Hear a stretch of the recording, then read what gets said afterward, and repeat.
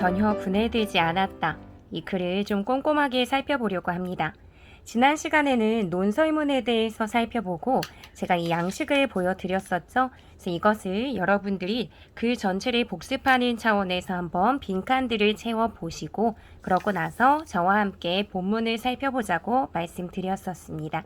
이거를 한번 같이 살펴보면서 전체적인 구조도 정리해 보도록 할게요. 글을 한번 보도록 할게요.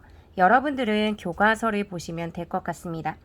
능동적으로 해결하며 읽기라고 하는 중단원에 수록된 것이 플라스틱은 전혀 분해되지 않았다 라고 하는 글이죠.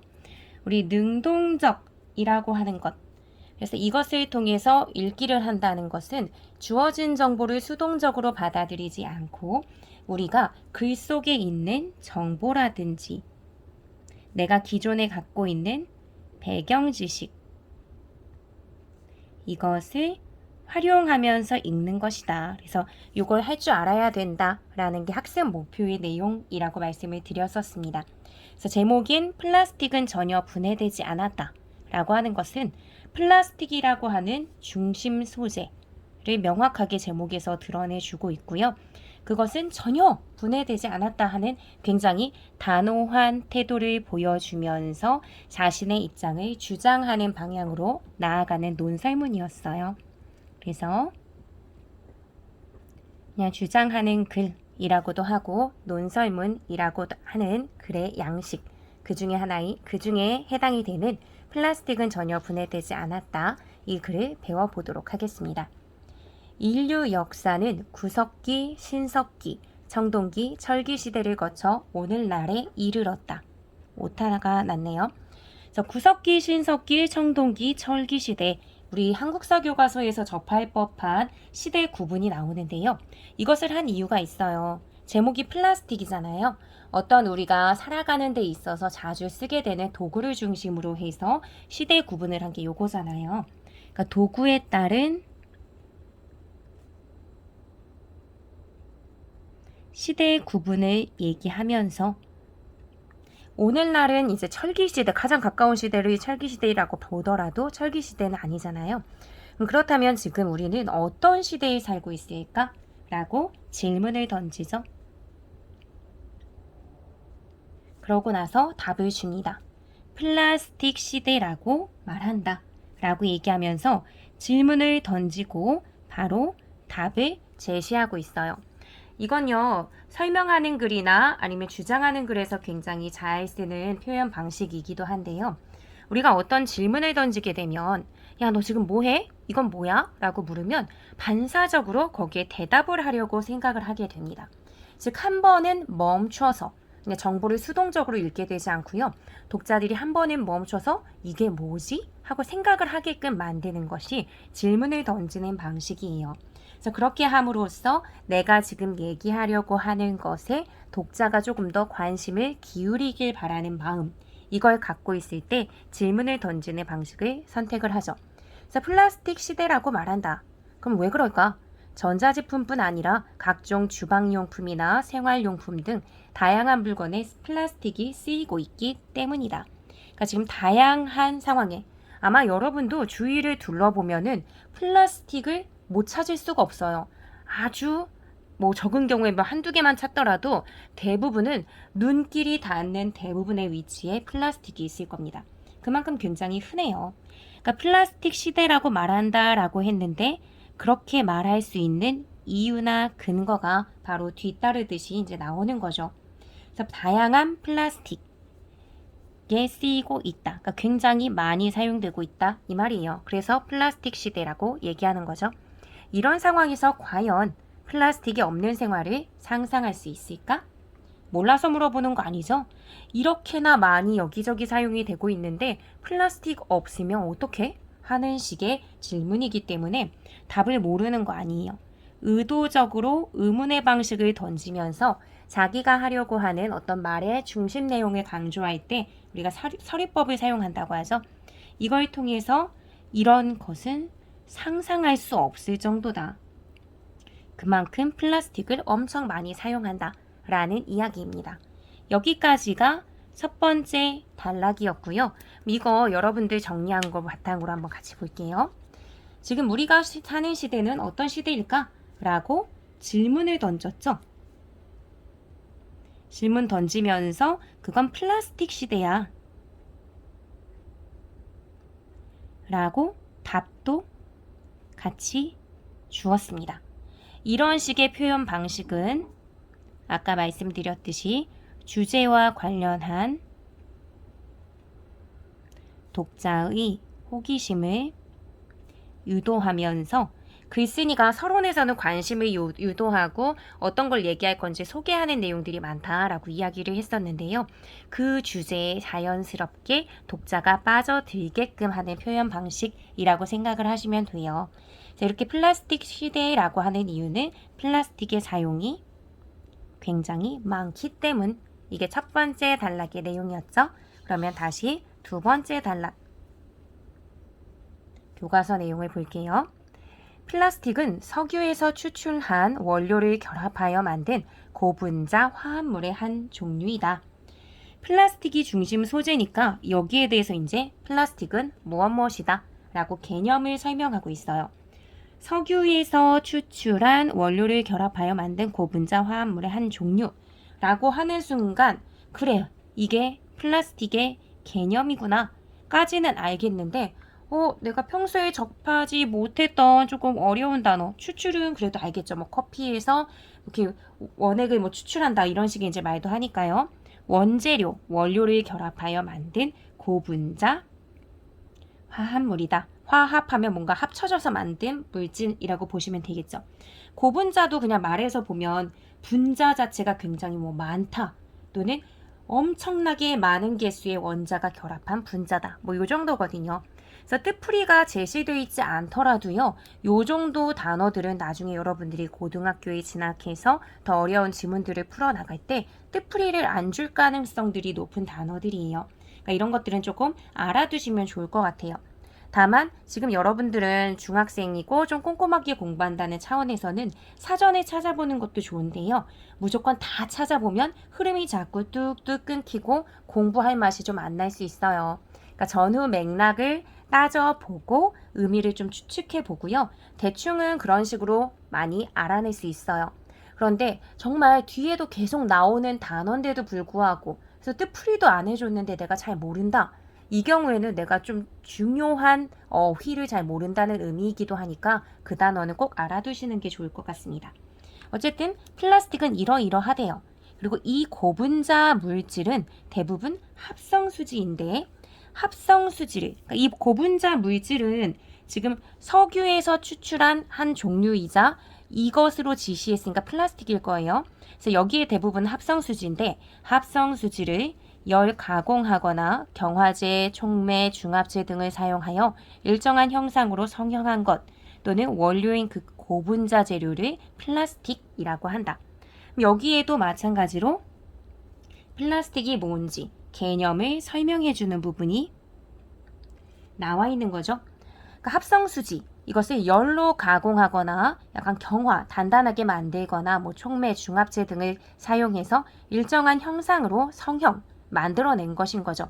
그래서 성형한 것, 그 자체를 플라스틱이라고도 하고요. 원료가 되는 그냥 고분자 재료, 이런 고분자 화합물에서 이제 나온 거겠죠. 이런 것도 플라스틱이라고 이야기한대요. 그러니까 우리 보면은 여러분들이 쓰는 포장용기라든지 이런 것들 다 네모 모양, 동그란 모양 하면서 모양이 만들어진 거잖아요. 그러니까 성형이 된 거구나라고 생각을 해주시면 돼요. 그래서 이런 플라스틱은 매우 가벼운 데다 모양을 변형하기도 쉽고 다양한 빛깔로도 만들 수 있다. 여기는 플라스틱의 개념을 얘기했다면 이 부분에서는 가볍다, 모양 변형이 쉽다. 다양한 빛깔로 만들 수 있다는 건 좋잖아요. 굉장히 단조롭지 않고 다양한 빛깔로도 만들고 게다가 절연성도 뛰어나다. 그러니까 전기가 통하지 않는다. 그러니까 위험하지 않은 그런 면도 좀 있는 거죠. 그럼 매우 가볍다부터 시작해서 절연성이 뛰어나다. 여기까지는 플라스틱의 장점이라고 보시면 돼요. 그러니까 두 번째 단락은 플라스틱의 개념과 장점을 이야기하고 있죠. 그러니까 이렇게 뛰어나니 그러니까 플라스틱이 우리 생활 깊숙이 자리 잡은 것은 어찌 보면 당연한 일처럼 보인다 라고 얘기하죠. 플라스틱은 장점을 많이 갖고 있기 때문에 따라서 우리 생활 깊숙이 자리하게 됐다라고 이야기합니다. 여기서 여러분들이 여기 막 복잡한 개념들이 많이 나와 있는데요. 그냥 뭐 석유, 여기에서 원료를 추출하고 결합해서 나오게 된 것이 고분자 화합물이고, 이거 자체가 고분자 재료잖아요. 그러니까 그것을 플라스틱이라 한다 라고 했으니까 요거 자체도 플라스틱인 거고요. 그리고 요것을 다시 한번 모양을 성형해서 네모나게 동그랗게 이렇게 만들어낸 것도 플라스틱이다 라고 보시면 돼요. 핵심 소재가 플라스틱이기 때문에 그 개념을 설명할 때 그 내용 자체는 좀 명확하게 이해하셔야 합니다. 그래서 두 번째 단락까지 이렇게 봤고요. 두 번째 단락을 정리해보자면 플라스틱의 개념을 먼저 설명을 해줬죠. 이 부분이 조금 어려웠을 건데 굳이 외울 필요는 없죠. 그거 외워서 쓰라고 하는 문제가 나오진 않을 거 아니에요. 읽었을 때 여러분들이 충분히 파악할 수 있게끔 그 정도 수준으로 공부해 주시면 될 것 같습니다. 그 장점을 4가지나 이야기를 했어요. 장점은 가볍다는 점, 변형이 쉽다는 점, 그래서 다양한 모양으로 나오죠. 그리고 다양한 빛깔. 여러분들 주방에서 뭐 어머니나 아버지나 주방일 하실 때 그 반찬통이나 이런 것들 보면은 색깔들이 굉장히 다양하잖아요. 그리고 전기가 통하지 않아요. 절연성이 높다. 이건 아마 어렵지 않게 여러분들이 채우지 않았을까라는 생각이 듭니다. 그럼 세 번째 단락을 갈게요. 이렇듯 일상생활에서 흔히 사용하는 플라스틱이 문제가 되는 이유는 바로 플라스틱이 잘 썩지 않는 물질이라는 데 있다.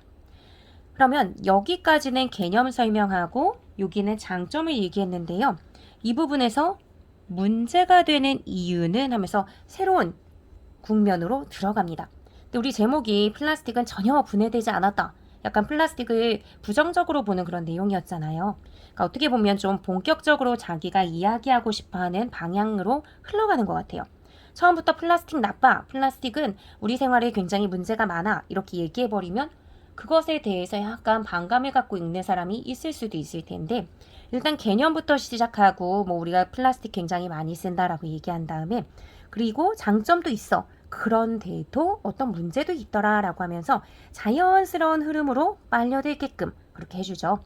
어쨌든 문제가 되는 이유를 설명할 거예요. 그건 바로 뭐냐면 플라스틱이 잘 썩지 않는 물질이라는 데 있다. 우리 제목 뭐였죠? 전혀 분해되지 않았다. 이거죠. 분해되지 않는 것 자체가 썩지 않는 거잖아요. 그러니까 분해되지 않는다라는 의미와 같은 것. 그럼 제목에서 말하는 그것이 지금 나왔네. 그럼 중요한 정보구나 라고 생각해 주셔야 되죠. 플라스틱이 분해가 되려면 500년 혹은 그 이상의 시간이 걸린다. 그 500년은 최소 500년인 거죠. 어마어마하게 긴 시간이에요. 어떤 전문가들은 플라스틱이 분해되는 기간을 정확히 알 수 없다고도 말한다. 그럼 뭐야, 500년보다 더 많이 걸릴 수도 있고 우리가 계산도 안 된다 뭐 이런 거잖아요. 즉 플라스틱이 만들어진 지 100년 정도밖에 되지 않았다는 점을 감안하면 최소 500년 걸리는데 지금 100년 정도밖에 안 됐어요. 그럼 그 누구도 플라스틱이 분해된 걸 본 사람은 없는 거죠. 그러니까 이런 걸 감안하면 인간이 생산한 플라스틱은 아직 어딘가에 그대로 남아있는 거예요. 근데 여러분 재활용하는 날 보세요. 저도 오늘 재활용하는 날이었는데 거의 재활용 물품 중에서 절반 이상에 해당되는 게 다 플라스틱이에요. 뭐 페트병이라든지 아니면 가끔 배달 음식 시켜 먹는 용기라든지 아니면은 음료수 통이나 아이들 뭐 장난감 같은 것 이런 것들이 다 플라스틱이거든요. 어마어마하게 많이 쓰고 있는데 그게 그대로 남아있대요. 그럼 선생님 저희는 재활용 다 하거든요. 분리수거 다 해요. 라고 할 수도 있어요. 근데 그것에 대해서 얘기할 거예요. 하지만 사람들은 플라스틱을 재활용할 수 있다는 생각에 플라스틱 제품을 편하게 쓰고 쉽게 버린다. 그쵸? 우리가 그런 거죠. 아직 그대로 남아있다. 즉, 아직까지 전혀 뭐 자연적으로는 분해되지 않았다라고 치더라도 재활용할 수 있잖아요. 라고 하는 게 보통 사람들의 생각이란 말이에요. 그러니까 사람들이 분해되지 않거나 또는 분해가 굉장히 오래 걸린다는 것을 아는데도 불구하고 플라스틱을 쓰는 이유는 대부분은 그게 다 재활용이 잘 될 것이다. 우리가 그렇게 열심히 분리수거하고 있는데 라고 생각하는 거죠. 근데 그것은 바로 이거죠. 이렇게 생각하는 것. 이것이 소탐대실하는 것인지도 모른 채 사람들은 편하게 쓰고 쉽게 버린대요. 소탐대실이라는 어려운 말이 나왔죠. 작은 것을 탐하고 큰 것을 잃는다 라는 말이에요.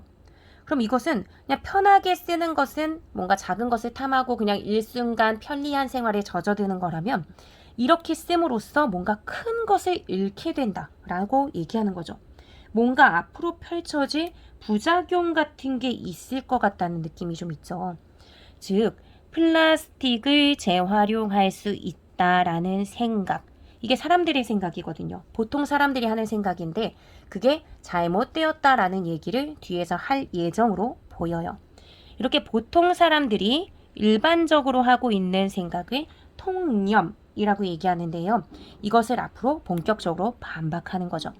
그러면 이 글쓴이는 자기가 생각하는 본격적인 방향, 플라스틱은 전혀 분해되지 않았다 라고 하는 자기의 주장을 이제부터는 본격적으로 얘기할 생각인가 봐요. 즉 이런 통념을 여기 뒤로 가서 반박할 예정인 거죠. 일단 세 번째 단락을 다 살펴봤는데요. 이것도 한번 정리를 해볼게요. 세 번째 단락에서는 플라스틱이 갖고 있는 단점을 얘기하죠. 앞부분에서는 장점을 얘기했다면 그래서 단점을 얘기하면서 이 단점의 핵심은 뭐냐면 썩지 않는다. 분해되지 않는다. 이거죠. 최소 500년 이상 걸리는데 전문가들은 얼마 걸릴지 사실 막 계산이 잘 안 된다는 식으로 반응하기도 한다. 플라스틱 만든 지 100년 정도 됐다라고 봤을 때 지금까지 썩은 플라스틱을 본 자는 없다. 뭐 이런 식의 맥락이었어요. 그래서 이렇게까지 오래 걸리는데도 불구하고 사람들은 쉽게 쓰고 버려요. 왜냐하면 이게 다 뭐가 된다고 생각하니까. 뭐냐면 재활용. 재활용할 생각에 쉽게 쓰고 버린다는 거죠. 그리고 그게 보통 사람들의 생각. 아까 어떤 단어 써서 말씀드렸죠? 통념. 우리 논설문이나 설명문 같은 데에서 서술 방식을 얘기할 때 기존의 통념을 반박하고 자신의 주장을 펼쳐나간다. 이런 식의 서술 방식도 많이 나와요. 그러니까 통념이란 단어는 꼭 알아두셨으면 좋겠어요. 어쨌든 사람들은 재활용할 생각을 하고 쉽게 쓰고 버리게 됩니다. 그런데 그것은 뭐 하는 것과 다름없다 라고 얘기했죠. 4개의 글자로 얘기했어요. 사자성어로. 소탐대실이었죠. 소탐대실이라고 하면은 작은 것을 탐하고 큰 것을 잃게 된다라는 거예요. 작은 것 탐하는 것. 당장 플라스틱 용기 쓰면 얼마나 편해요. 일회용 용기 같은 것도 어디 놀러 갈 때 그거 쓰고 싹 버리면 되잖아요. 일일이 다 바리바리 막 유리로 된 막 그런 그릇에 넣지 않아도 된단 말이에요. 그러니까 소탐. 사람들은 편리함을 탐하죠. 그래서 플라스틱 용기를 씁니다. 굉장히 가볍기도 하고요. 쉽게 모양도 바꿀 수 있고요. 색깔도 예뻐요. 전기도 안 통해요. 막 스테인리스처럼 막 불편함이 없단 말이에요. 그러니까 편리함을 탐하지만 그것은 큰 것을 잃게 되는 거다. 큰 것은 앞으로 쭉 전개될 예정인 플라스틱 때문에 뭔가 문제가 있다는 거죠. 플라스틱으로 인한 문제일 거예요. 그러면서 이게 굉장히 큰 문제다. 소탐대실하는 거 사람들이 모른다. 그러더니 진짜 모르게끔 아예 말도 안 해버리면 안 되잖아요. 앞으로는 이걸 쭉 얘기할 거란 말이에요. 제목도 플라스틱은 전혀 분해되지 않았다라고 하는 거 보니까. 그럼 앞으로 이걸 본격적으로 펼쳐갈 거니까 일단 여기까지가 서론으로 보여요. 지금까지 이제 자기가 어떤 것을 얘기할지 쭉 설명을 하면서 앞으로 본격적으로 무엇을 얘기하겠다라고 했으니까. 플라스틱으로 인한 문제는요. 본론에 본격적으로 제시가 되겠구나라고 예상해 볼 수 있어요. 즉, 이 말을 통해서 우리는 앞으로 플라스틱의 부정적인 내용 얘기하겠구나 라고 생각하면서 이 소탐대실이라는 말 덕분에 앞으로 논지가 어떻게 흘러갈 건지 예측이 가능합니다. 그러니까 논지의 방향을 제시하는 역할을 하는 게 사람들이 소탐대실하는 것인지도 모른 채 플라스틱 제품을 쉽게 쓰고 버린다 했던 그 내용이에요. 일단 여기까지 정리해 볼게요. 이 부분이 조금 아까 말씀드렸듯이 서론에 해당하는 부분입니다. 서론은 논설문에서 어떤 주장하는 내용을 소개하거나 독자의 관심을 유도한다고 했죠. 주된 중심 소재는 플라스틱이었어요. 그러니까 플라스틱 시대 속, 왜냐면 시대를 얘기하면서 지금은 플라스틱을 엄청 많이 쓰는 플라스틱 시대다라고 했으니까 플라스틱 시대 속 사람들이 플라스틱을 엄청 많이 쓰는데 그만큼 플라스틱 시대라고 할 만큼 플라스틱 사용에 대한 이것을 두 번째 단락까지 얘기했고요. 그래서 세 번째 단락에서는 문제 제기를 하는 거죠. 이게 본격적으로 이제 본론에서 다루어질 내용입니다. 일단 여기까지 서론이고요. 그럼 본론 이어서 살펴보도록 할게요.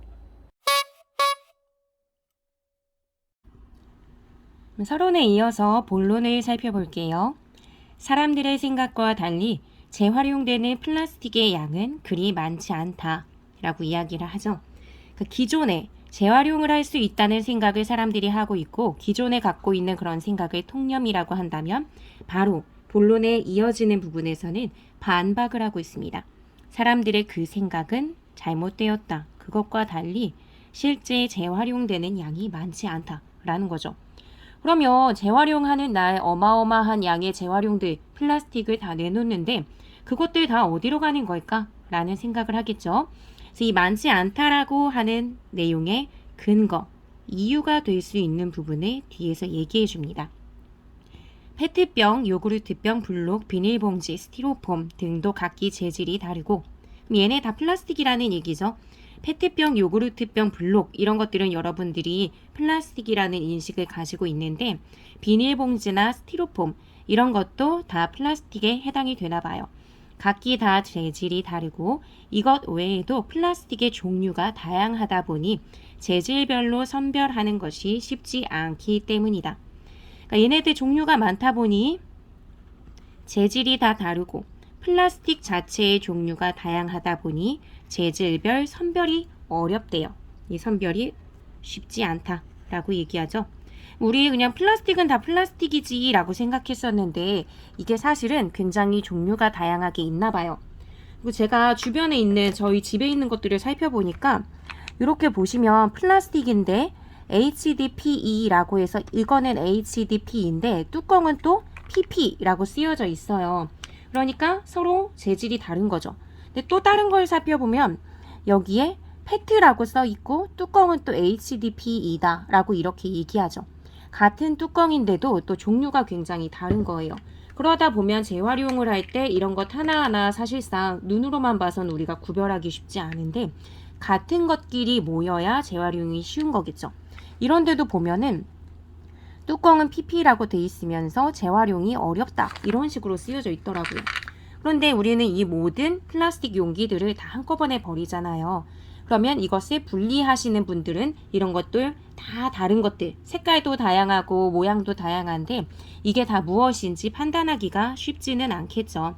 그래서 이런 것 때문에도 사실상 재질별 선별이 어려워서 재활용하기가 어려운 면이 있고요. 이물질이 많이 묻어 있거나 세척되지 않은 채 버려지는 용기류가 많대요. 특히 우리 보면은 배달 음식 시켜 먹거나 하면 기름이나 아니면 뭐 고추장 국물 이런 것들을 다 닦아낸다라고 해도 깨끗하게 닦아내긴 굉장히 어렵고요.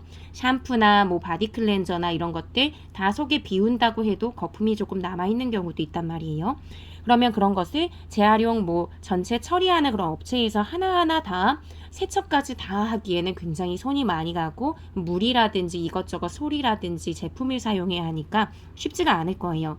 그러다 보니 재활용을 하더라도 원래 상태의 투명하고 예쁜 상태의 그릇을 만드는 것이 아니라 플라스틱 함지 어떤 그릇 같은 거죠. 이거는 근데 이제 뭐 불투명하고 커다란 뭐 세숫대야나 뭐 이런 유 같은데 그런 함지나 정화조처럼 품질이 떨어지는 제품.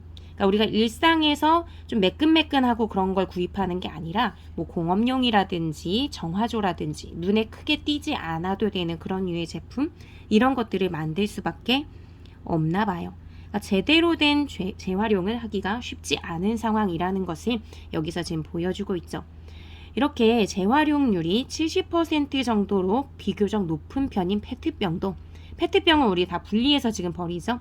다른 것들은 그럼 70%보다 굉장히 낮은 정도의 재활용률을 보이는 거고 페트병이 조금 높은 정도가 70%인 건데 그것마저도 다시 페트병이 되는 건 아니래요. 화학솜이나 노끈 같은 것으로 만들어진다 라고 이야기를 하죠. 그러니까 이만큼 재활용되는 플라스틱 양이 많지 않은 것에 대한 이유, 근거, 뭐 상황 이런 것들을 잘 보여주고 있습니다. 재활용되지 않은 플라스틱 쓰레기는 태우거나 매립장에 묻는데 앞에 것들은 다 재활용이 되는 사례라면 이 중에서 여러분들이 분리배출해서 내놓은 것들 중 재활용이 제대로 되지 않는 것들은 태우거나 매립장에 묻는다라고 하죠. 그럼 내가 분리배출한 것도 다 재활용이 되는 게 아니라 안 되는 경우가 있는데 그런 경우 어쩔 수 없이 태우거나 매립하는구나. 이건 당연히 환경오염을 좀 가지고 올 수밖에 없는 거겠죠. 근데 이는 그나마도 여러분들이 열심히 분리배출해서 수거를 해간 재활용 업체에서 수거를 해간 경우에 해당이 되는 거예요. 수거된 플라스틱 쓰레기에 국한, 거기에만 한정된 이야기입니다. 만약에 수거가 되지 않는 경우, 즉 여러분들이 귀찮아 쓰레기통에 하고 이제 넣어버리는 경우죠.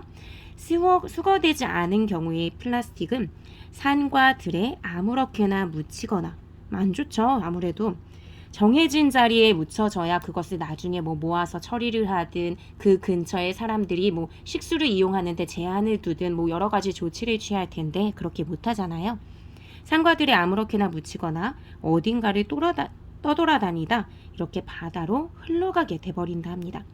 재활용되지 않은 경우 중 다행히 여러분들이 잘 분리수거해서 이제 버린 경우, 수거가 되는 경우에는 일괄적으로 처리를 잘 할 수 있는데 이렇게 수거가 되지 않은 경우에는 아무데나 그냥 정해진 자리가 아니라 아무데나 묻히거나 바다로 유입되는 경우도 있는 문제적 상황 이것도 보여주고 있습니다. 이렇게 해서 네 번째 단락까지 같이 살펴봤고요. 네 번째 단락을 정리를 해볼게요. 플라스틱 쓰레기를 어떻게 처리하는지 그 처리와 관련한 내용이었죠. 근데 그것을 크게 둘로 나누면 그래도 여러분들이 재활용 수거하는 날 수거를 잘 해갈 수 있게 분리배출했을 때 수거가 잘 됐을 때와 수거가 잘 되지 않았을 때로 나눠서 설명을 하죠. 수거가 잘 됐을 때는 그래도 재활용을 할 수가 있잖아요. 그럼 재활용을 할 때 우리가 기대하는 것은 많은 양이 재활용될 거라고 생각하지만 사실 문제는 다들 재활용이 쉽게 될 거라고 생각하지만 그 통념과 달리 처리하는 부분에서는 재활용되는 양이 형편없이 적다라고 얘기하면서 통념에 반박한 거죠. 왜냐하면 그 이유가 재질이 너무나 다양해서 아까 보여드렸죠. 재질별 선별이 너무 어렵다. 그렇기 때문에 재활용하기가 쉽지 않고 그나마도 이물질이나 이런 것들이 있어요. 그래서 품질이 떨어지는 그런 재활용이 되니까 원래의 상태가 그대로 유지되기가 쉽지가 않다. 그나마도 페트병처럼 재활용률이 상당히 높다고 하는 페트병도 페트병 자체로 재활용되는 것이 아니다.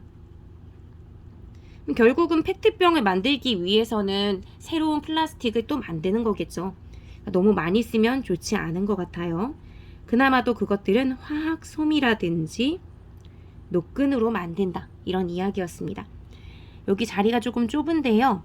재활용되는 경우도 있고 수거가 됐지만 재활용이 안 되는 경우도 있었죠. 그 경우에는 어떻게 한다고 했죠? 태우거나 묻어버린다. 매립장 같은데 매립한다 라고 이야기를 했었습니다. 근데 이나마 이것은 수거가 됐을 때인데 수거가 안 되는 경우, 그냥 일반 쓰레기로 버리거나 아니면 우리가 놀러 가서 아무 데나 버리는 경우는 산과 들에 묻히거나 아니면 바다로 유입되어 버린다 라고 이야기를 했었죠. 이게 네 번째 단락까지의 내용이었고요. 이 뒷부분 이어서 살펴보도록 할게요. 다섯 번째 단락이죠.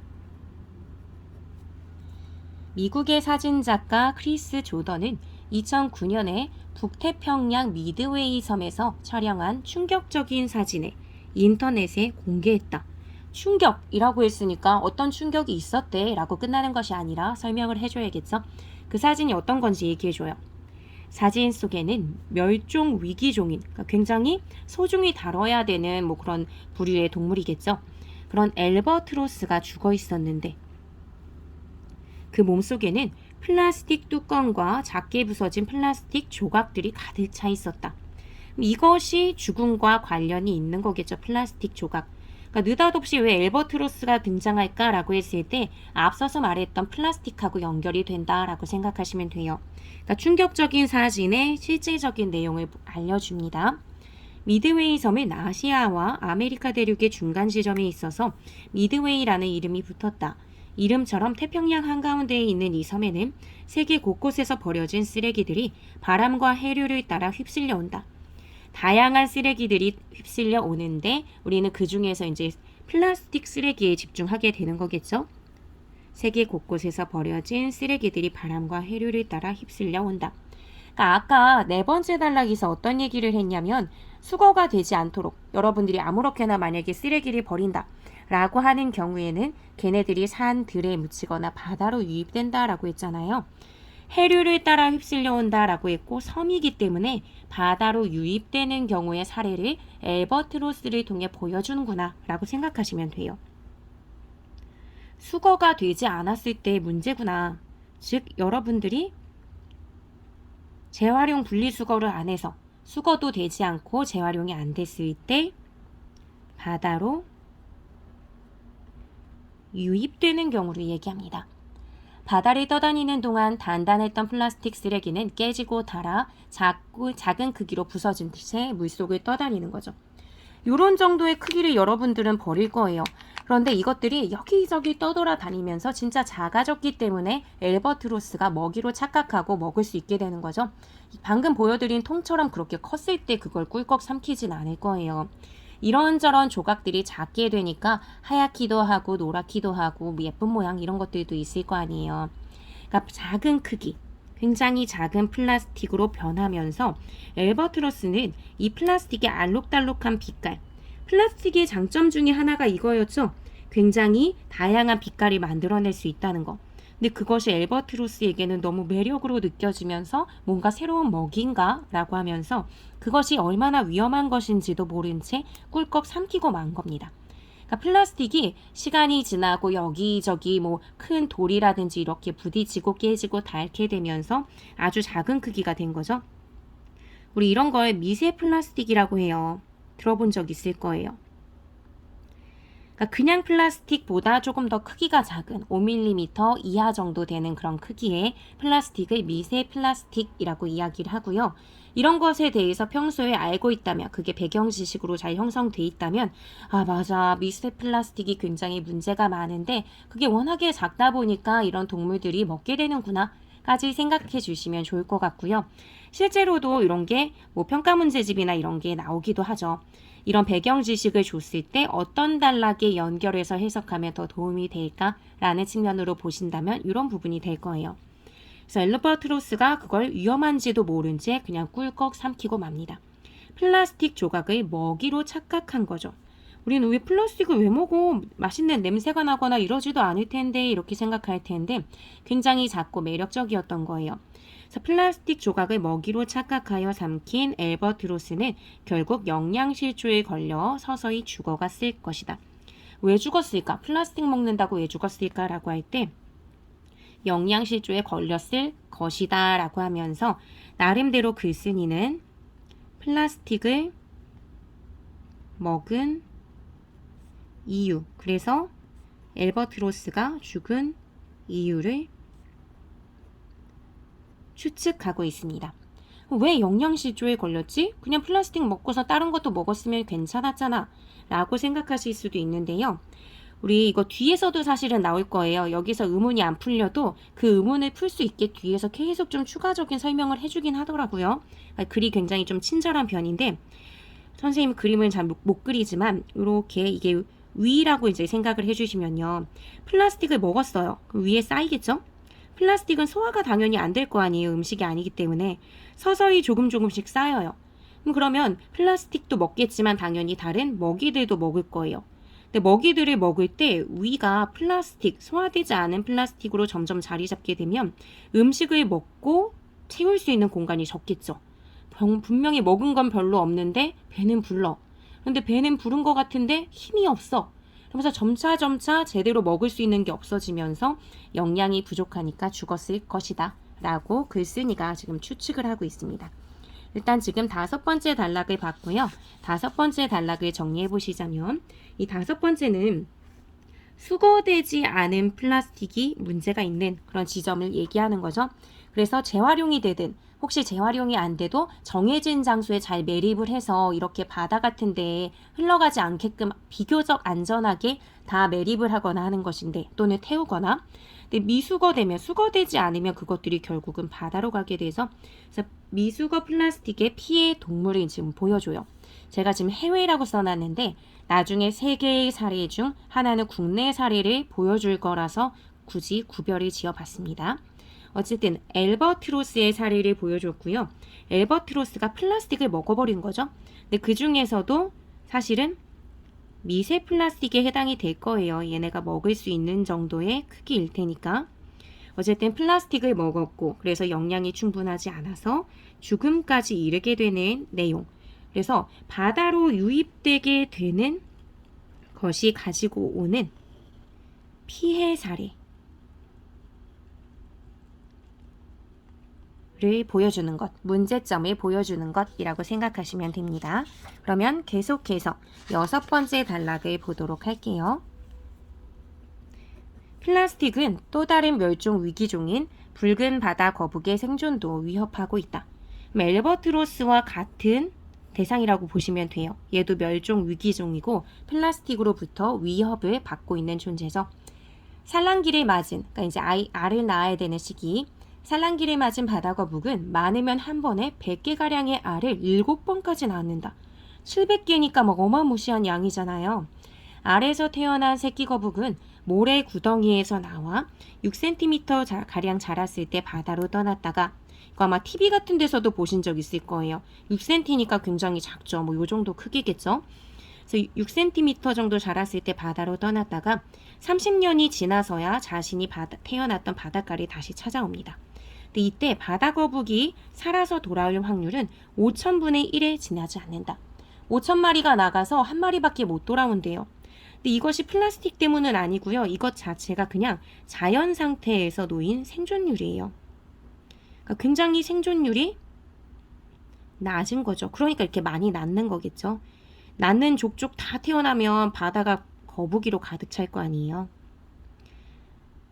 바다 거북이 막 모래에서 바다로 나아갈 때 막 갈매기들이 끼룩끼룩 하면서 막 낚아채가고 잡아먹는 장면들 저는 이제 자연 다큐에서 본 적이 있는데 그만큼 생존하기가 어려운 거예요. 그만큼 생존율이 낮은데 문제는 플라스틱은 이렇게 낮은 바다 거북이의 생존율을 더 낮추고 있다. 그래서 더 심각한 거죠. 그냥 자연 그 자체로 둬야 되는데 더 악화를 시키고 있으니까. 바다거북은 바다를 떠돌아다니는 플라스틱 조각과 비닐, 풍선 등의 쓰레기를 해파리와 같은 먹이로 착각해서 삼키고 만다. 같은 이유죠. 엘버트로스랑 플라스틱을 먹게 되는 것은 먹이로 착각하는 거예요. 그 조각조각이 굉장히 작거나 하니까. 그래서 소화되지 않는 쓰레기를 먹은 바다거북은 영양분을 흡수하기는커녕 화학 물질만 몸속에 쌓여 이상 행동을 보이기도 하고 껍질이 약한 알을 낳거나 죽기도 한다. 이 부분이 그러면 플라스틱을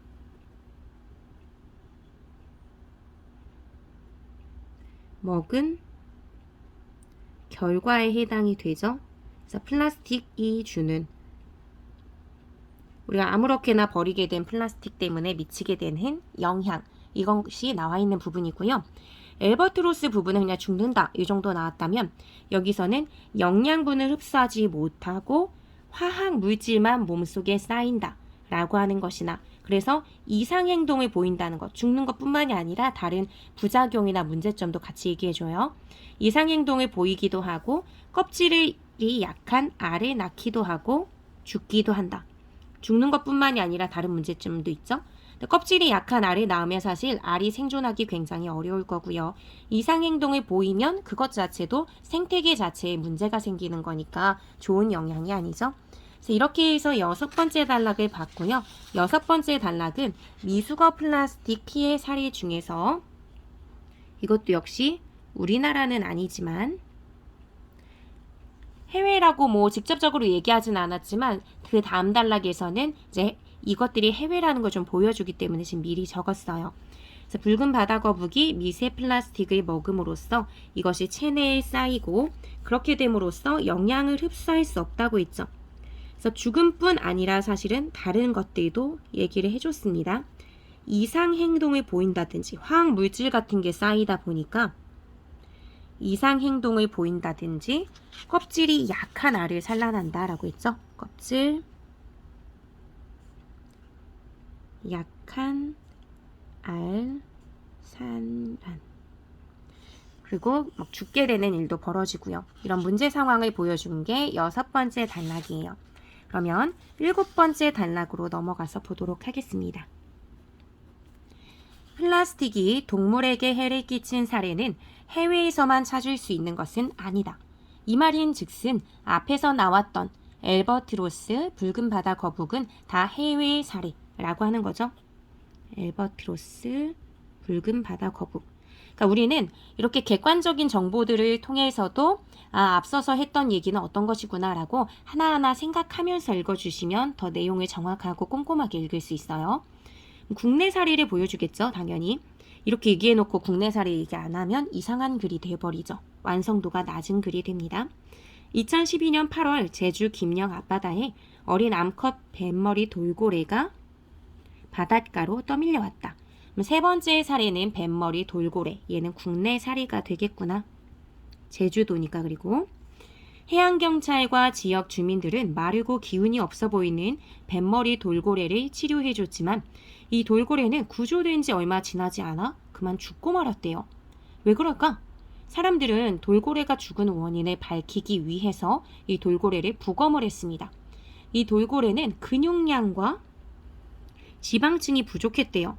이때 여러분들이 딱 떠올려 주셔야 되는 건 뭐냐면 앞서서 죽었던 동물들도 다 영양실조, 그 영양분을 제대로 흡수하지 못했다. 이런 얘기들이 나왔거든요. 영양을 제대로 섭취하지 못한 결과가 이런 거구나. 그러니까 은근히 세 개의 사례를 동일한 차원에서 나열하기보다도 하나하나씩 정보를 조금씩 더 줘요. 뭐 엘버트로스에선 그냥 영양실조라고 얘기를 했다면 붉은 바다 거북으로 가면 영양분을 흡수하지 못한 채 다른 물질만 쌓였다라는 걸 알려줬고요. 여기서는 근육량과 지방층이 부족했다. 그러니까 영양이 부족하게 되면서 이런 결과, 이런 것들을 보이게 됐다라고 보여주면서 영양은 부족한데 위는 팽창했어요. 왜냐하면 이상한 것들이 다 쌓여 있었으니까. 그게 바로 비닐과 엉킨 끈 뭉치죠. 이것이 바로 플라스틱에 해당이 되는 걸 거고요. 이게 바로 먹이로 착각한 대상이죠. 그래서 이런 거 문제 낼 때 되게 문제 내기 좋아요. 엘버트로스나 붉은 바다 거북이나 뱀머리 돌고래는 같은 차원의 애들이거든요. 성격이 비슷한 애들끼리 묶는다면 이 세 개를 묶을 수 있는 거고요. 그리고 비닐과 엉킨 끈 뭉치라든지 아니면 붉은 바다 거북이 먹었던 플라스틱 조각, 비닐, 풍선, 쓰레기라든지 이런 것들이 다 같은 차원에 있는 거니까 비슷한 사례가 아닌 것은 하고 물을 수도 있는 거고요. 그렇기 때문에 여러분들은 계속 읽어나가면서 비슷한 예들이 쭉 펼쳐질 때 어떤 것들이 유사한 애들이지? 라고 생각하면서 읽어주시면 더 좋을 것 같아요. 어쨌든 뱀머리 돌고래는 위 속에 들어있는 이와 같은 이물질 때문에 이물질이 플라스틱인 거죠, 여기서. 앞서서 말했던 비닐과 엉킨 끝 뭉치가 될 거고요. 이것 때문에 먹이를 제대로 먹지 못하다가 결국 영양이 부족하여 죽은 것이다. 다 똑같아요. 플라스틱을 음식 대신 먹다 보니까. 근데 당연히 먹이라고 착각했으니까 먹은 거죠. 그러다 보니 영양 부족으로 죽게 됐다는 공통점을 갖고 있습니다. 그래서 7번째 단락을 보시면 미수거 플라스틱으로 인해서 피해를 입은 동물. 이번에는 국내 사례를 보여준 거죠. 근데 국내 사례를 보여주게 되면서 장점이 있어요. 엘버트로스 익숙하지 않잖아요, 이름이. 그냥 바다거북 정도 나는데 붉은 바다거북이라고 하면 막 와닿지 않을 수도 있어요. 여러분들이 눈으로 잘 보지 못했으니까. 근데 제주도에 있는 뱃머리 돌고래래 라고 얘기하면 혹시나 제주도 여행을 갔거나 해서 배를 탔을 때 돌고래가 점프 하는 막 그런 것들을 봤다 라고 생각한다면 좀 더 와닿는단 말이에요. 내 근처에서 벌어지는 일이라고 생각하기 때문에 이런 부분들이 독자로 하여금 조금 더 문제의식을, 그래서 경각심을 불러일으키는 효과가 좀 있죠. 그래서 이런 뱃머리 돌고래도 미세 플라스틱을 먹게 됨으로써 영양이 부족해졌어요. 위가 팽창됐다라고 했는데 거기에는 이물질, 비닐 같은 거 들어있었잖아요. 그래서 제대로 영양 섭취를 못하고 죽게 되는 것. 다 죽음의 어떤 이유가 유사하다라고 보실 수 있습니다. 그러면 8번째 단락 이어서 보도록 할게요. 해양 쓰레기의 60에서 80%는 플라스틱이 차지하고 있다. 이 플라스틱, 바다로 유입된 플라스틱을 해양 쓰레기라고 하는구나 라고 아실 수 있을 거고요. 그게 60에서 80%니까 해양 쓰레기의 대부분은 다 플라스틱이구나 라고 생각하시면 돼요. 플라스틱 쓰레기는 바다를 떠다니다가 잘게 부서져 새와 바다거북, 돌고래와 같은 동물들에게 해를 끼치고 있다. 여기까지 봤을 때 아주 새로운 내용은 없어요. 이런 용어 정도 새로 나온 거고요. 앞서서 나왔던 내용을 지금 정리해주고 있구나라고 생각하시면 돼요. 이 앞부분은 플라스틱 쓰레기는 바다를 떠다니다 부서져서 이렇게 새, 엘버트로스, 바다거북, 붉은 바다거북 얘기 나왔고 그리고 돌고래, 지금 김영에서 이제 죽었던 뱃머리 돌고래 얘기했죠. 그래서 이런 동물들에게 해를 끼치고 있다. 지금 해양 쓰레기라고 하는 것은 이제 플라스틱이죠, 결국은. 이 해양 쓰레기, 그 중에서도 플라스틱, 이게 있다면 얘네가 주는 피해 사례를 보여주는 거고요. 그게 이제 동물들에게 해를 끼치는 거죠. 이건 앞서서 우리가 살펴봤었던 5, 6, 7 단락의 내용입니다. 그럼 이거 지금 결론으로 가는 건가? 다 정리하고 있나? 라고 생각하실 수도 있는데요. 여기에 새로운 정보가 조금 추가가 돼요. 그래서 여기까지는 본론으로 잡아야 되는데 흉물스럽게 버려진 플라스틱 쓰레기는 그게 바로 여기 앞서 말한 해양 쓰레기예요. 조금 말만 다른 거고 어쨌든 쓰레기가 예쁠 수는 없잖아요. 흉물스럽게 버려진 해양 쓰레기는 자연 경관도 해쳐서 관광 산업에도 피해를 준다. 우리 제주도 앞바다나 이런 데 아름다워서 가는 건데 거기에 막 둥실둥실 막 쓰레기가 다 떠내려온다 하면 누가 가겠어요.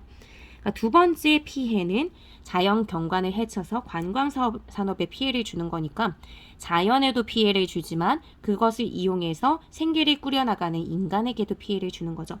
그리고 선박의 안전도 위협한데요. 배가 안전하게 떠가야 되는데 뒤에 있는 모터에 이런 뭐 쓰레기 같은 것들이 끼거나 하면은 안전하지 못하죠. 그럼 결국 인간도 또 안전하지 못합니다. 그뿐만 아니라 사람의 눈에 잘 보이지 않는 미세 플라스틱은 여기서 비로소 이제 미세 플라스틱이 나왔는데요. 이 미세 플라스틱은 물고기의 내장이나 싱싱한 굴 속에도 유입된다. 그냥 호흡을 하면서 먹을 수도 있는 거고 먹이처럼 먹을 수도 있는 걸 거예요. 그래서 얘네들이 물고기의 내장이나 싱싱한 굴 속에도 유입돼요. 그것 자체도 그 물고기나 굴의 어떤 생명에도 좋진 않겠지만 우리 그거 다 먹잖아요. 우리의 식탁에 오르면서 결국은 우리의 건강까지 위협한다. 이것도 피해 사례라고 볼 수 있는 거겠죠. 그래서 여기 1번에서 4번까지의 내용은 플라스틱, 해양 쓰레기 이것으로 인한 문제를 얘기해 주고요. 이것이 결국은 다 인간에게 피해를 준다 라는 내용으로 정리가 되죠. 이게 이제 본론의 마지막 부분의 내용이라고 생각하시면 됩니다. 그래서 요것 8번째 단락 내용을 한번 정리해 볼게요.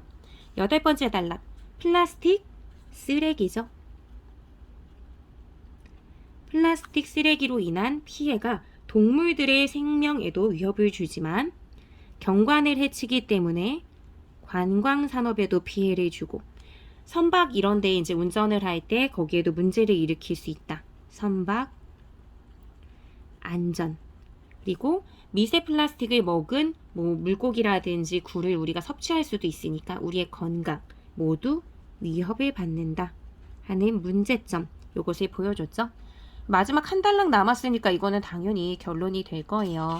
읽어보시면 이제 그 내용을 통해서도 알 수 있지만, 그래서 여기 네 번째 단락에서 8번째 단락까지가 본론에 해당하는 부분이라고 생각을 해주시면 됩니다.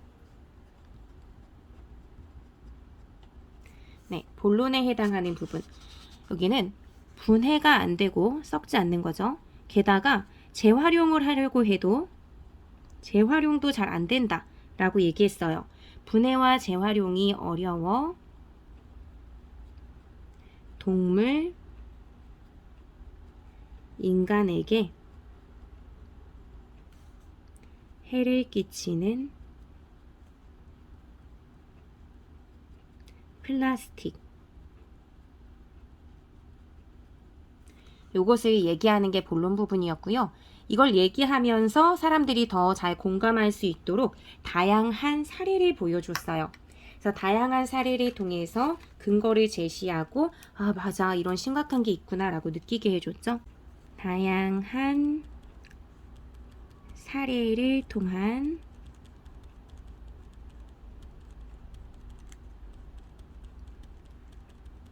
근거를 잘 제시하는 방식으로 서술이 되어 있습니다. 네, 그러면 이제 마지막 단락을 한번 보도록 할게요. 이제 마지막 단락 9번째죠.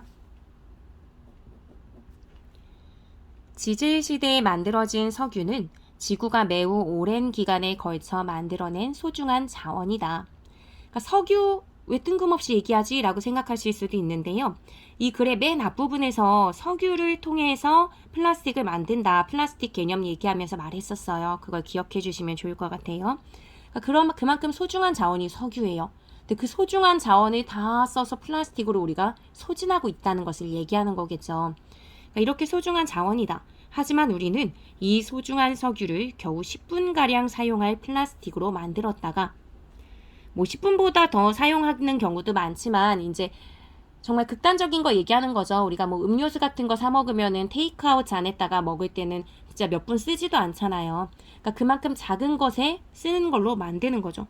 쉽게 쓰고 버리는 그런 걸로 쓰는 거죠.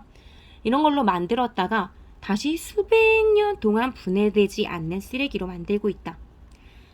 이거 그러면은 너무 과장해 아닙니까? 우리 1년 넘게 쓰는 플라스틱 그릇도 있는걸요. 이렇게 얘기하기보다는 진짜 극단적으로는 엄청 짧게 쓰기도 하는 플라스틱이 있으니까 그걸 얘기하는 거구나. 소중한 자원인 석유를 고작 잠깐 쓰기 위해서 만들어냈다가 엄청난 기간 동안 분해도 되지 않은 채 우리나라의 쓰레기로, 우리나라뿐만이 아니죠. 전 지구적인 문제죠. 여기에 다 그냥 쓰레기로 만들어. 그러니까 쉽게 버리는 거죠. 그러니까 이런 일이 없도록 요즘엔 그래서 카페나 이런 데 가도 이제 개인 텀블러를 가지고 오면 할인을 해주거나 거기 넣어주기도 하죠. 그러니까 쉽게 쓰고 쉽게 버리는 문제가 있다라고 하면서 앞서서 그만큼 부작용이 있는데 사람들은 너무 쉽게 쓰고 버렸다. 근데 재활용도 사실은 안 된다라는 그런 심각성을 얘기해 주려고 말하는 거겠죠. 길바닥에 놔둔 쓰레기로, 바다를 떠다니는 해양 쓰레기로, 매립장에 가득 쌓인 쓰레기로 말이다. 그러니까 지금 껏 이야기한 것들, 재활용되지 않으면서 벌어지는 플라스틱의 문제점들이죠. 재활용되지 않는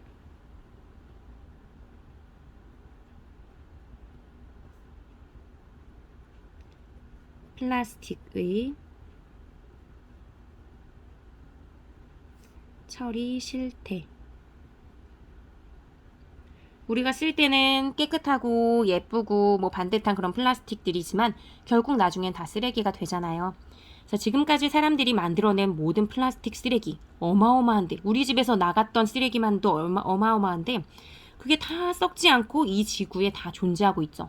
부스러기로 존재했든 어떤 동물의 몸속에 존재했든 다 존재하고 있습니다. 그러니까 그만큼 상황이 굉장히 심각하다라는 것을 보여주는 거죠. 이 지구 어딘가에 존재하고 있다는 순간 뭔가 죄책감이 팍팍 들거든요. 상황의 심각성, 이걸 보여주는 거죠. 죄다 썩지 않았어. 모든 쓰레기가 썩지 않았어. 라고 하면서 그만큼 지금 단순하게 쉽게 쓰기 위해서 플라스틱을 그냥 쓸 때가 아니다. 라고 하는 경각심을 또 불러일으키고 있죠. 어떤 마음을 불러일으키다 라고 하면 환기시키다 라고 합니다. 그런데도 계속해서 플라스틱을 이렇게 편하게 쓰고 쉽게 버려도 될까? 이거 궁금해서 물어본 거 아닐 거예요. 지금까지 이렇게 심각해. 막 많은 동물들도 죽고 있고 관광산업에도 피해를 끼치고 있고 하면서 이것저것 다 얘기했단 말이에요. 근데 이렇게 쉽게 쓰고 버려도 돼? 잠깐 쉽게 쓰지만 몇백 년이나 남아있다고 하고 얘기했단 말이죠. 그러니까 이것은 문제를 제기하는 거예요. 이렇게 쓰면 안 되지 않니? 라고 하면서. 그래서 손이 닿는 곳이면 어디에나 있는 플라스틱. 여러분 주변에 봤을 때 플라스틱 적어도 하나는 있죠. 전혀 사용하지 않고 생활하기는 어렵겠지만 워낙에 그게 편하니까 가볍고 모양 만들기도 쉽고 하죠. 그리고 전기도 안 통하고. 그래서 줄일 수 있다면 줄여보자. 특히 짧은 시간 잠깐 사용하고 버리는 일회용 플라스틱 제품이라면 더더욱 선택하지 말자. 좀 오래 쓰면 덜 아깝지만 개인 텀블러들도 플라스틱으로 된 거 많잖아요. 하지만 그거 하나를 사용하면 매번 테이크아웃 잔을 쓰지는 않아도 되는 거죠. 그래서 문제 제기를 한 다음에 답을 바로 주죠. 이렇게 쉽게 버리면 안 돼. 쉽게 버려도 돼? 아니야. 줄일 수 있다면 줄여야 해. 라고 하면서 여기서는 답을 주는 것이자 자기 주장을 하죠. 줄여보자. 최대한. 특히 짧은 시간 사용하고 버리는 것은 쓰지 말자. 더더욱 선택하지 말자. 이런 식으로 이야기를 잘 해줍니다. 네, 이렇게 본다면 우리가 아까 본론에서 이제 살펴봤을 때 서론에서 뭐라고 하면서 시작했냐면 사람들은 플라스틱의 편안함에 젖어서 그냥 너무 편하게 쓰지만 그리고 그것도 재활용한다는 생각에 쉽게 쓰고 버리지만 그것은 소탐대실하는 것이다 라고 얘기했었거든요. 혹시 기억나시나요? 소탐대실 뜻도 말씀드렸죠. 작은 것을 탐하다가 큰 것을 잃는다 라고 얘기했어요. 그것은 여기에도 어울리죠. 그냥 잠깐의 편안함 10분가량 사용할 것으로 만들다가 나중에 수백 년 동안 분해되지 않는 쓰레기가 되면서 이런 부작용을 만들어낸다 했을 때 큰 걸 잃어버리는 거죠.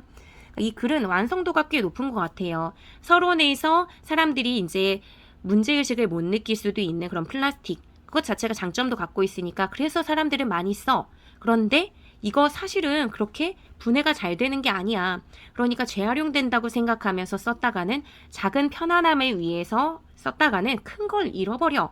그래서 서론에서 얘기하고 그러면서 벌어지는 다양한 피해 상황이나 문제 상황을 본론에서 얘기했죠. 그러고 나서는 결론으로 와서 이런 피해가 있으니까 우리는 이제 적게 사용해야 된다라고 얘기하면서 이제 마무리를 지을 때 소탐 대실에 해당되는 그런 내용도 서술이 되어 있어요. 그래서 전체적으로 잘 쓰여진 글 같고요. 여기 마지막 단락의 내용을 정리하고 마무리 짓도록 할게요.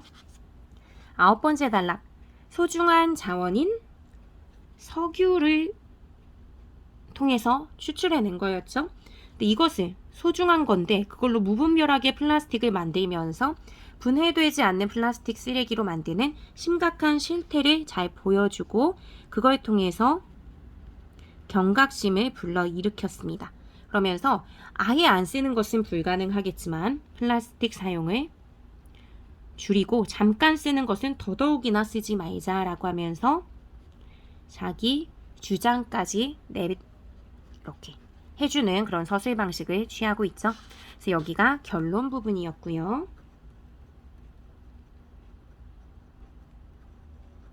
결론 부분에서는 플라스틱 사용을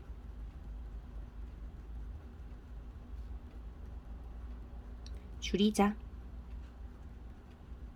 라는 말을 했습니다. 즉 본론에서 다양한 사례를 통한 근거를 제시했고요. 그래서 그 근거를 바탕으로 해서 주장을 하죠. 근거를 통한 주장. 네, 이렇게 해서 내용을 다 살펴봤어요. 그래서 내용 자체는 우리가 신속하게 알 수 있을 만한 소재를 갖고 하기 때문에 아주 어렵진 않지 않았을까라는 생각이 들거든요.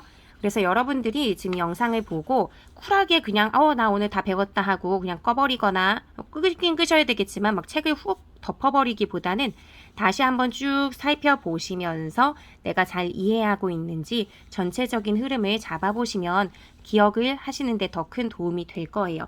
지금 한 번 더 여러분 학교 수업 들으셨고요. 그런 다음에 이 영상으로 복습을 하셨고요. 그런 다음에 여러분 스스로 한 번 더 읽으면서 흐름을 잡으신다면 아마 지금 3번을 보게 되는 거기 때문에 중간고사 볼 때까지 기억에 잘 날 거예요. 근데 다만 만약에 중간고사가 없고 막 기말고사만 본다 하는 경우에는 이 한 장으로 정리가 된 내용이니까 이거를 가끔씩은 그래도 한번 훑어보면서 내가 잘 이해하고 있는지 확인을 해주신다면 훨씬 좋을 것 같습니다. 네, 오늘 모두 수고하셨어요. 오늘 수고 많이 했으니까 머리 한번 쓰담쓰담 해주시고 복습 한번 해보시면 좋을 것 같습니다. 그럼 다음에는 학습활동 내용을 정리해 드릴 거거든요. 그래서 그거를 한번 이제 본다라고 생각하시고 한번 쭉 훑어보고 영상을 이제 다음 영상을 보시면 좋을 것 같습니다. 그럼 다음에 또 만나요. 안녕.